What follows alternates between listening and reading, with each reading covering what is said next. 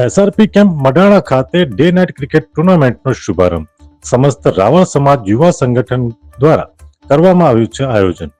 સમાજના બાળકોના શિક્ષણ માટેના ઉમદા હેતુ માટે રાકેશ રાવળ ડાંગિયા તથા તેમની ટીમનું સરાહનીય કાર્ય. રાવળ યોગી સમાજના વિવિધ જિલ્લામાંથી આવેલા હોદ્દેદારો અને આગેવાનોની ઉપસ્થિતિમાં ડે નાઇટ ક્રિકેટ ટુર્નામેન્ટનો શુભારંભ કરવામાં આવ્યો છે. રાવળ યોગી સમાજના બાળકોના શિક્ષણ ઉમદા હેતુથી એક વાંચન લાઇબ્રેરી બનાવવા માટેના ઉમદા હેતુ માટે બનાસકાંઠાના પાલનપુર પાસે આવેલા એસઆરપી કેમ્પ મડાણા ખાતે સમસ્ત રાવળ સમાજ ગુજરાત યુવા સંગઠન દ્વારા ગઈકાલે સાંજે ડે નાઇટ ક્રિકેટ ટુર્નામેન્ટનો શુભારંભ કરવામાં આવ્યો છે. જેમાં રાવળ સમાજના અગ્રણીઓ અને બિઝનેસમેન વિષ્ણુભાઈ રાવળ નારોલના અધ્યક્ષ સ્થાને આ કાર્યક્રમ યોજાયો હતો. આ કાર્યક્રમમાં નવ પરગણા રાવળ સમાજના પ્રમુખ રમેશભાઈ નાભાણી, જસવંતભાઈ મોડાસા, ધર્મેન્દ્રભાઈ મોડાસા, ભરતભાઈ વલાદ સહિત સમાજના અગ્રણીઓ અને કાર્યકર્તાઓ ઉપસ્થિત રહ્યા હતા.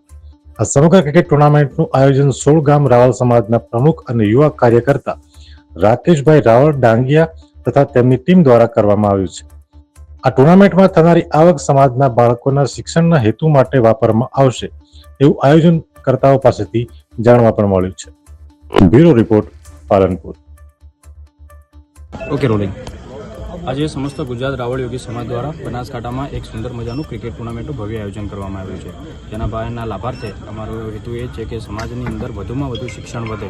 અમારી સમાજની અંદર પણ યુપીએસસી જીપીએસસીના ક્લાસો શરૂઆત થાય, એની અંદર પણ અમારા સમાજના અમારા આઈપીએસના આઈએસ અધિકારીઓ શરૂઆત થાય, એના માટે અમે સુંદર મજાનું આયોજન કર્યું છે. જેના અંદર અમે મોટી ભવ્ય 200 થી 300 છોકરાઓ, યુવાનો, અમારા દોસ્તો, મિત્રો અમારા સમાજના ભણી શકે, વાંચી શકે અને એમાંનું પોતાનું કારકિર્દી ઘડી શકે, એના માટે અમે સુંદર મજાનું આયોજન કર્યું છે.